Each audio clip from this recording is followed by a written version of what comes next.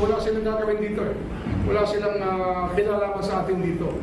At anong gagawin nila? Papasukin nila tayo? Gusto ba nilang pasukin tayo na bilang isang kolonya na naman? Yan. Yan ang dating statement ni Remulla. Nung napahiya siya kay Pangulong Duterte at medyo naging critical na si Pangulong Duterte, na iba ng statement. Nagbago. Di ba? Nagbago. Oh, ito yung dati. Oh, ito, play uli natin yung dati. Oh. Wala silang gagawin dito eh. Wala silang kinalaman sa atin dito. Oh. At anong gagawin nila? Papasukin nila tayo? Oh, anong gagawin nila? Alam mo, pag si Remulla nagsalita, parang siga sa kanto. Anong gagawin nila? Gagawin na naman tayong kolonyal. Sasakupin tayo, ha? Oh. Gusto ba nilang pasukin tayo bilang isang kolonya na naman? Oh, kita mo, yan ang statement niya noon. Sabi ko sa inyo, may pagbabago eh. Ito, pagbabago. Pag-aaralan ng Department of Justice ang panawagan ng Makabayan Bloc na payagan ang International Criminal Court na pumasok sa bansa para imbestigahan si dating Pangulong Rodrigo Duterte. Nagugat ang panawagan ng Makabayan Bloc matapos na ihayag ni dating Pangulong Duterte. Oh, isipin nyo ito, ha? Oh, maniniwala ba kayo? Oh, ito, sige. Maniniwala ho ba kayo na kaya papapasukin o kaya pag-aaralan o kaya ikukonsidera na ng gobyerno na ito papasukin ng ICC dahil sa complaint ng Makabayan Bloc? Hindi, ako teretsuanan tayo, totohanan lungo tayo.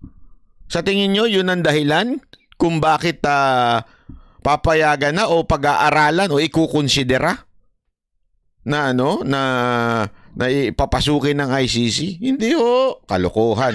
Isang malaking kalokohan. Bakit ho kanyo? Tinamaan ho talaga ang ego ni Remulla.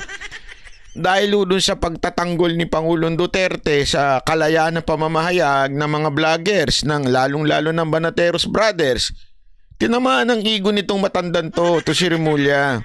Yan ang totoo dyan. Pangalawa, siguro, dahil nga na nakikita na kinokontra na ni Pangulong Duterte ang gobyerno na to, ayan na, sinisimula na nila talagang gipitin si Pangulong Duterte.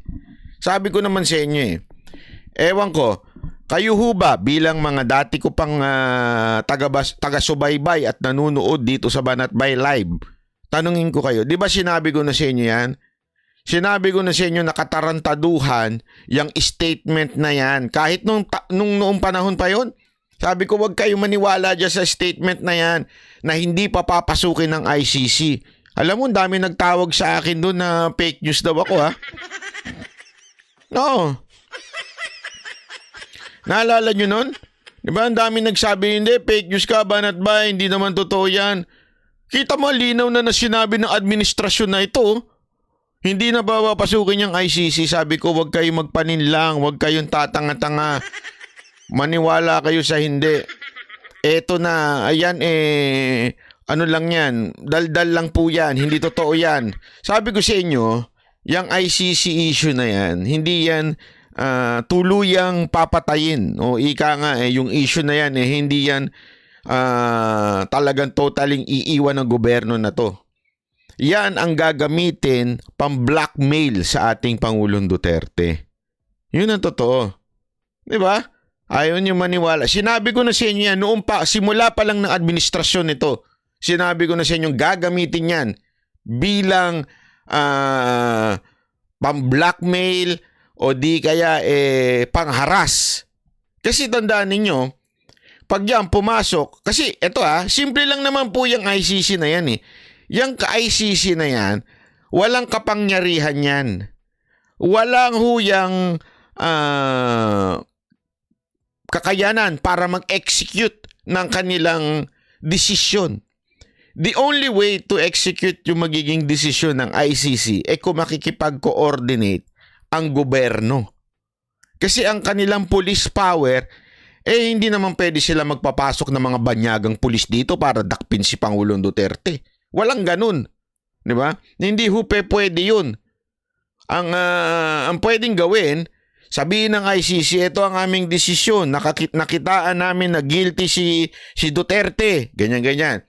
So, uutusan o hihingin ng tulong ng ICC sa DOJ. O, tingnan nyo na dakpin, arestuhin si Duterte. O, sabi ko sa inyo eh. Di ba?